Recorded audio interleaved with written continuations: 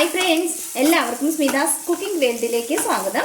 ഇന്ന് ഞാൻ ഉണ്ടാക്കുന്നത് എന്താ അറിയോ, നമുക്ക് ചോറിൻ്റെ കൂടെയൊക്കെ സൈഡ് ഡിഷായിട്ട് ഉപയോഗിക്കാൻ പറ്റുന്ന വഴുതനങ്ങ മുരിച്ചതാണ്. വളരെ സിമ്പിളാണ് കേട്ടോ. എങ്ങനെയാണ് തയ്യാറാക്കുന്നതെന്ന് നോക്കാം. എന്നാൽ വീഡിയോയിലേക്ക് പോകാം. വഴുതനങ്ങ മുരിച്ചത് ഉണ്ടാക്കുന്നതിന് വേണ്ടിയിട്ട് ഞാനിതാ ഈ 3 വഴുതനങ്ങയാണ് എടുത്തിട്ടുള്ളത്.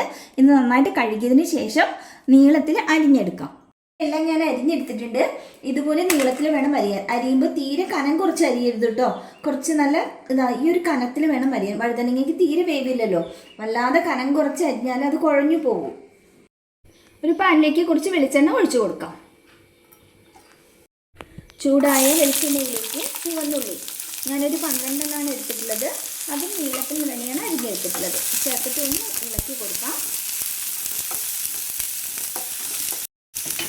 കറിവേപ്പില, ഒരു 3 പച്ചമുളക് നന്നായിട്ടൊന്ന് വഴറ്റി കൊടുക്കും. ചെറുതായിട്ടൊന്ന് വാടി വന്നാൽ മതി കേട്ടോ. അല്ലാതെ ഇവിടെ കളറൊന്നും മാറി വേണ്ട ആവശ്യമൊന്നുമില്ല. ജസ്റ്റ് ഒന്ന് വാടി വന്നാൽ മാത്രം മതി.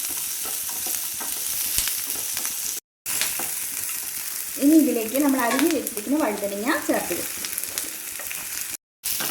നന്നായിട്ടൊന്ന് ഇളക്കി കൊടുക്കും.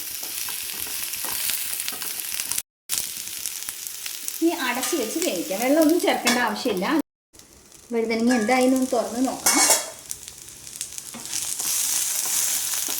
പാകത്തിന് വെന്താണ് ഇരിക്കുന്നത് കേട്ടോ. ആവശ്യത്തിനുള്ള ഉപ്പ് ചേർക്കണം.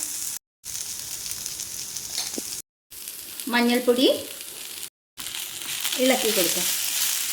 ചാനൽ ആദ്യമായിട്ടാണ് കാണണമെങ്കിൽ സബ്സ്ക്രൈബ് ചെയ്യാൻ മറക്കരുത്. തൊട്ടടുത്ത് തന്നെ ബെല്ലൈക്കൺ കൂടി ഒന്ന് ക്ലിക്ക് ചെയ്യും. 3 ഓപ്ഷൻ കാണാൻ അതിൽ ഓൾ വേണം സെലക്ട് ചെയ്യുക. എങ്കിൽ മാത്രമേ ഞാൻ പുതിയ വീഡിയോ അപ്ലോഡ് ചെയ്യുമ്പോൾ നോട്ടിഫിക്കേഷൻ ലഭിക്കുകയുള്ളൂ. നന്നായിട്ടൊന്ന് ഇളക്കി ഒഴിപ്പിച്ചെടുക്കണം. 1/4 ടീസ്പൂൺ മല്ലിപ്പൊടി, 1/4 ടീസ്പൂൺ ഗരം മസാല. ഇനി നന്നായിട്ട് മുരിച്ചെടുക്കണം കേട്ടോ. എത്ര സമയം ഇത് നമ്മൾ ലോ ഫ്ലെയിമിൽ വെച്ച് മുരിച്ചെടുക്കണോ അത്രയും ടേസ്റ്റ് ആയിരിക്കും മെഴുക്കുവരട്ടിക്ക്. കുറച്ച് സമയം ഇങ്ങനെ ലോ ഫ്ലെയിമിൽ വെച്ച് കൊടുക്കാം. അപ്പോൾ നമ്മളുടെ സിമ്പിളായിട്ടുള്ള വഴുതനങ്ങ മുരിച്ചത് റെഡി. നല്ല ചൂട് ചോറിൻ്റെ കൂടെ നല്ല കോമ്പിനേഷനാണ് കേട്ടോ. ഒന്ന് ട്രൈ ചെയ്ത് നോക്കൂ. വീഡിയോ ഇഷ്ടമായാലും ലൈക്ക് ചെയ്യാനും ഷെയർ ചെയ്യാനും കമൻറ്റ് ചെയ്യാനും ഒന്നും മറക്കരുത്. താങ്ക്